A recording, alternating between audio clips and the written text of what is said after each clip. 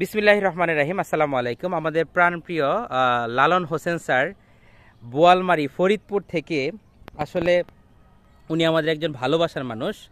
Kuwait প্রবাসী লালন sir special কোনো জিনিস আসলেই স্যার বলে যে ওনাকে দিতে। আসলে কিছু কিছু মাদার প্লান্টও স্যারের জন্য রাখতে পারতেছি না, ভালোবাসায় স্যারকে দিয়ে দিচ্ছি। আমার বাবা যে গাছটি এখন ধরে আছেন লালন স্যার, এই গাছটি আপনার জন্যই সিলেক্ট করা হয়েছে।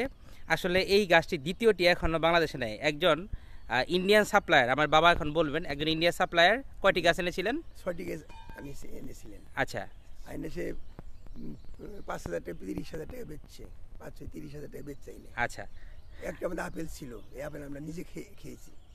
এই গাছে আপেল ছিল? হ্যাঁ, এই গাছে আপেল ছিল, আমরা নিজে খেয়েছি। আচ্ছা আচ্ছা। হ্যাঁ, এবং খুব মিষ্টি আপেল।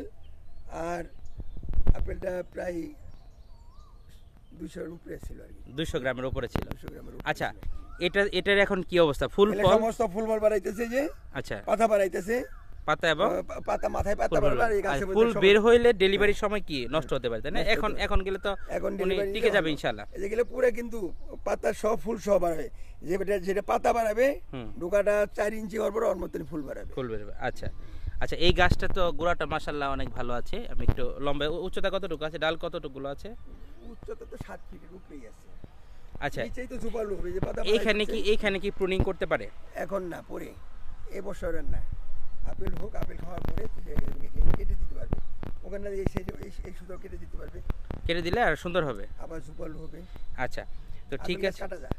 আচ্ছা, রেড এবং মিষ্টি কেমন ছিল এই আপেল? পলি মিষ্টি ছিল, লাল আপেল।